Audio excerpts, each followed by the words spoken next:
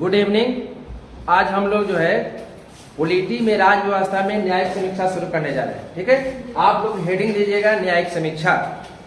ठीक है, चलिए बात हम लोग करते हैं न्यायिक समीक्षा होता क्या है।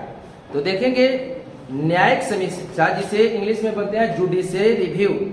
तो देखेंगे भारत के संविधान में सर्वोच्च न्यायालय और उच्च न्यायालय को न्यायिक समीक्षा का अधिकार दिया गया है। यह व्यवस्था अमेरिका के संविधान से लिया गया है। न्यायिक समीक्षा होता क्या है, तो भारत में कार्यपालिका और विधायिका के द्वारा अगर किसी भी प्रकार का कानून बनाया जाता है या अध्यादेश जारी किया जाता है तो सर्वोच्च न्यायालय और उच्च न्यायालय को अधिकार है कि जुडिशियल रिव्यू कर सकता है, न्यायिक समीक्षा कर सकता है। और उसके तहत जो है न्यायपालिका जो है विधायिका और कार्यपालिका के द्वारा बनाए गए कानून का समीक्षा करता है। और उसके बाद अगर वह कानून संविधान के बेसिक स्ट्रक्चर का अगर मूल ढांचे का अगर उल्लंघन करता है तो सुप्रीम कोर्ट और हाई कोर्ट जो है उसे शून्य और निरस्त घोषित कर सकता है। इसका वर्णन जो देखेंगे न्यायिक समीक्षा का अगर देखेंगे तो आर्टिकल 137 में है और आर्टिकल 113 में भी इसका जिक्र है। और न्यायिक समीक्षा के दौरान जो है भारत में जो है संविधान का जो नेचर देखेंगे वो केंद्र राज्य संबंध का वर्णन किया गया है, केंद्र और राज्य के बीच शक्तियों का बंटवारा किया गया है। तो इस नाते भी न्यायपालिका को यह शक्ति है कि केंद्र और राज्य के द्वारा बनाए गए कानून की समीक्षा कर सकता है, जुडिशियल रिव्यू कर सकता है। ठीक है, इसके तहत जो है न्यायपालिका अनुच्छेद 137 का प्रयोग करती है। ठीक है, और यह व्यवस्था पूछेगा कहां से लिया गया है, तो यह व्यवस्था का उत्पादन जो है कहां से होता है, अमेरिका से होता है, यूएसए से होता है।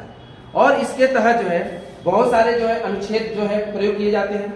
आप देखेंगे उच्च न्यायालय जो है राज्य विधायिका और राज्य कार्यपालिका के द्वारा जो कानून बनाए जाते हैं उसकी समीक्षा कर सकता है।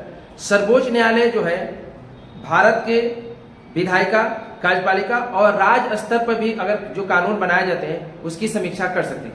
और समीक्षा के दौरान अगर पाया जाता है जो संविधान के मूल ढांचे की अगर उल्लंघन होती है तो इसको समाप्त करने की या निरस्त करने की या शून्य घोषित करने की जो है घोषणा दे सकती है। ठीक है, हम लोग बात कर रहे थे न्यायिक समीक्षा की।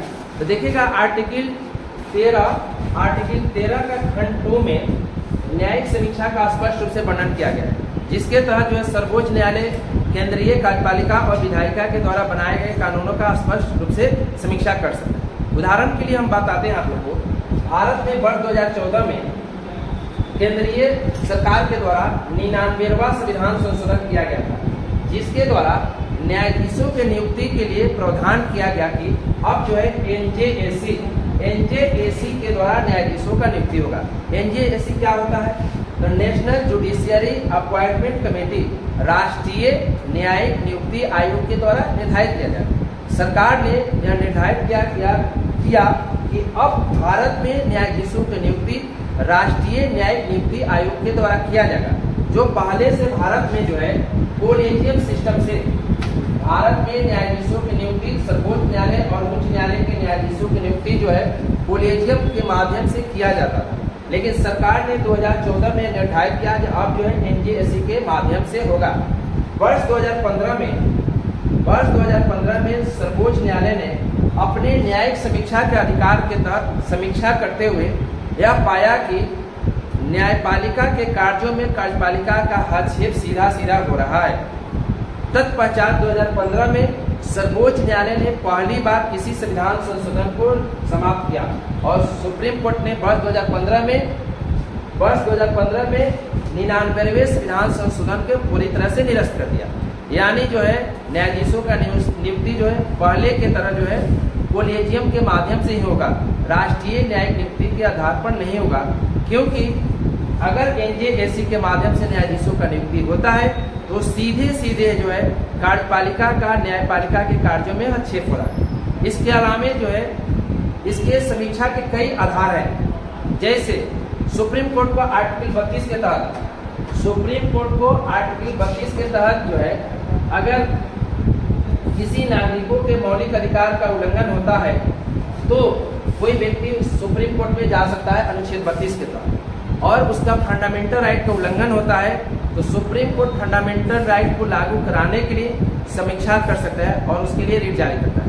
फिर आर्टिकल 32 के तहत अगर केंद्रीय विधायिका या कार्यपालिका अगर कोई कानून बनाता है जिससे नागरिकों का मौलिक अधिकार का उल्लंघन होता है या अन्य अधिकार का उल्लंघन होता है, तो आर्टिकल 226 के तहत आप हाई कोर्ट में जा सकते हैं और हाई कोर्ट जो है आर्टिकल 226 के तहत जो है मौलिक अधिकार को क्रियान्वित करने के लिए जो है वो रिट जारी कर सकता है। फिर हम लोग बात करते हैं आर्टिकल 131।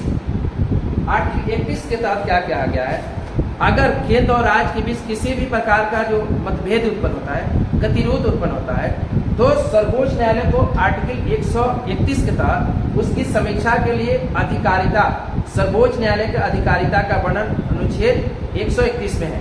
उसके बाद आर्टिकल 143 हम लोग बात करेंगे अनुच्छेद 143। आर्टिकल 143 में जो है ये शक्ति है कि सर्वोच्च न्यायालय भारत के राष्ट्रपति को परामर्श दे सकता है। अगर देश में ऐसा स्थिति होता है, अगर राष्ट्रपति सर्वोच्च न्यायालय से परामर्श मांगते हैं, तो उस स्थिति में भी सर्वोच्च न्यायालय को शक्ति है कि आर्टिकल 143 के तहत जो है वो समीक्षा कर सके। ठीक है।